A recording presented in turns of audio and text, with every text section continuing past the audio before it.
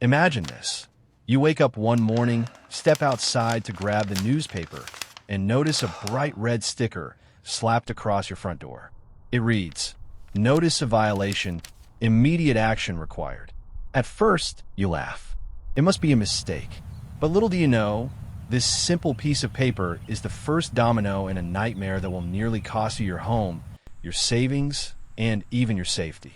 This is the shocking true story of the Williams family and the HOA that pushed them to the edge. The Williams family had lived in their quiet suburban neighborhood in Texas for nearly 10 years. Their kids played outside, neighbors waved hello, and life felt peaceful. Until the HOA decided their garden wasn't up to community standards. The first fine? $150 for unapproved landscaping. Annoying, but manageable. The family trimmed the hedges, fixed the lawn, and thought it was over. But the fines didn't stop. 1 week later, another letter. Trash cans visible after 7 p.m. $75. Then another. Fence color not approved. $200. The Williamses didn't know it yet, but they had become a target. But the fines didn't stop. 1 week later, another letter. Trash cans visible after 7 p.m. $75. Then another. Fence color not approved. $200. The Williamses didn't know it yet, but they had become a target. By month 3, the family owed nearly $5,000 in fines.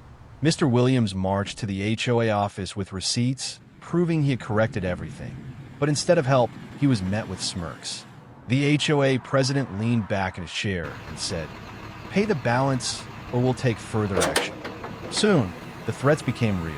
Their car was towed from their own driveway, labeled a parking violation. Their mailbox overflowed with legal notices. And worst of all, the HOA threatened foreclosure if the debt wasn't cleared.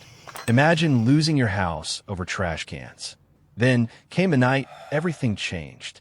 The family returned from a dinner out, only to find a heavy padlock chained across their front door. Their lights were off. Their home was sealed. Confused and panicked, they called the police. But the officers explained their hands were tied. This was considered a civil matter. The Williams family was forced to sleep in their car while their home sat locked before them. The next morning, whispers spread across the neighborhood. Other families stepped forward. The Parkers had been fined $10,000 for unapproved shutters. The Johnsons had their car towed 3 times in 1 month. A pattern emerged. Every family who fought back ended up buried in fees, while a select few seemed untouched. Why? Neighbors compared paperwork and found something alarming.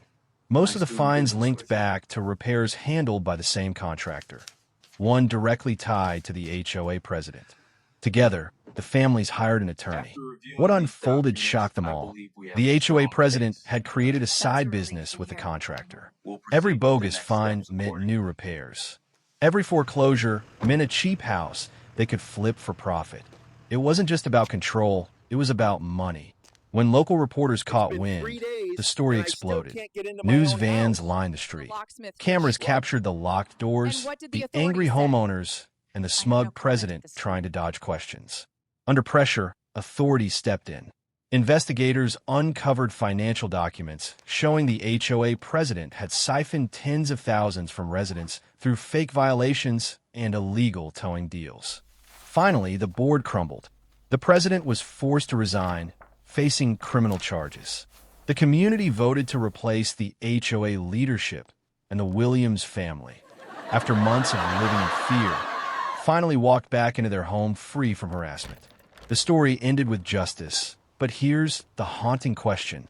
If your HOA wanted to, could they take your car, your savings, and even your house? And if they did, would you be strong enough to fight back?